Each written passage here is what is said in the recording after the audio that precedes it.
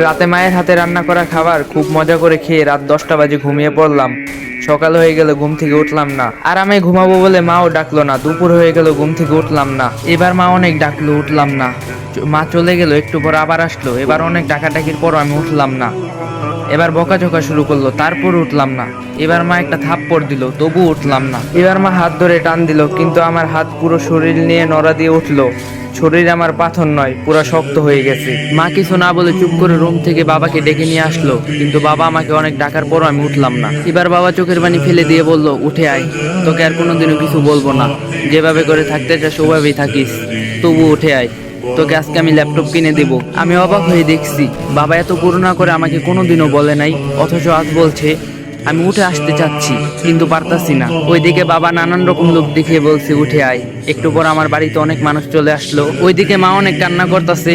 মাকে কেউ সান্ত্বনা দিচ্ছে, কেউ বাবাকে, কেউ ভাইকে, কেউ বোনকে নানান রকম কথা বলে বোঝাচ্ছে।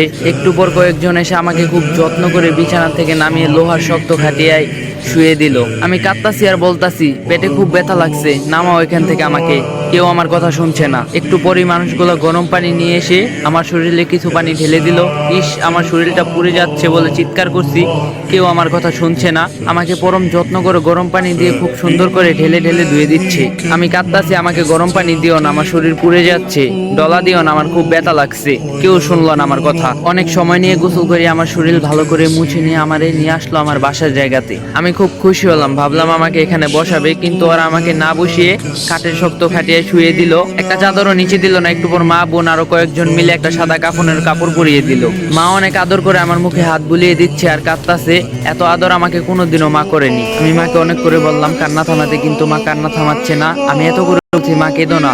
মা কিছুতে আমার কথা শুনছে না। একটু পর কয়েকজন এসে আমার পা মাথাটা বেঁধে দিল। আমি এত করে বললাম আমার বাঁধনটা খুলে দাও, কেউ আমার কথা শুনলো না।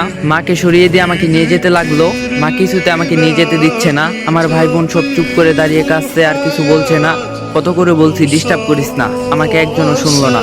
কেঁদে চলছে। একটু বেশি ঘুমালে বাবা বকা দিত, কিন্তু এখন চুপ করে দাঁড়িয়ে চোখের পানি মুছতাছে। আর একটা বকাও দিল না আমাকে। মাকে জোর করে সরিয়ে দিল কয়েকজন, আমাকে নিয়ে অনেক মানুষের সামনে শুয়ে দিল একটা ছায়া। তারপর জানাজা পড়ালো।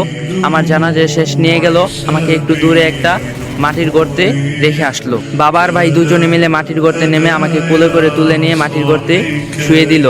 একটা বালিশ চাদর কিছুই দিল না, একটা লাইটও দিল না। আমার পা আর মাথার কাছের বাঁধনগুলো খুলে দিল। আমার উপর খুব তাড়াহুড়ো করে কিছু কাঁচা বাঁশ দিয়ে ঢেকে দিল। তার উপর কি কি দিল আমি কিছুই দেখতে পারছি না। যতই সময় যাচ্ছে মাটির গর্তে অন্ধকার নেমে যাচ্ছে। আমি চিৎকার করছি আর বলছি, আমাকে এখান থেকে বের করো, আমার খুব ভয় করছে, কিছুই দেখতে পারছি না। একটু পরে আমার উপর মাটি চাপা দিয়ে সবাই চলে যাচ্ছে। আমি ডাকতাছি আর বলতাছি, আমাকে একা রেখে চলে যাও না। কেউ শুনলো না আমার কথা। স্বার্থপরের মতো সবাই চলে গেল। আমি একা থেকে গেলাম ওই অন্ধকার কবরে। মৃত্যুবরণ করবেন না, আরো রং তামসা কি বাকি আছে? আচ্ছা, আজকে আপনার বা আমার জীবনের শেষ দিন না তো? আল্লাহ তাআলা আমাদের সকলকে ঈমানের সহিত মৃত্যু দান করুক, আল্লাহুম্মা আমিন। আর সত্যি কথা বলতে এই ভিডিওটা বানাতে গিয়ে আমার নিজের চোখের পানি চলে আসে।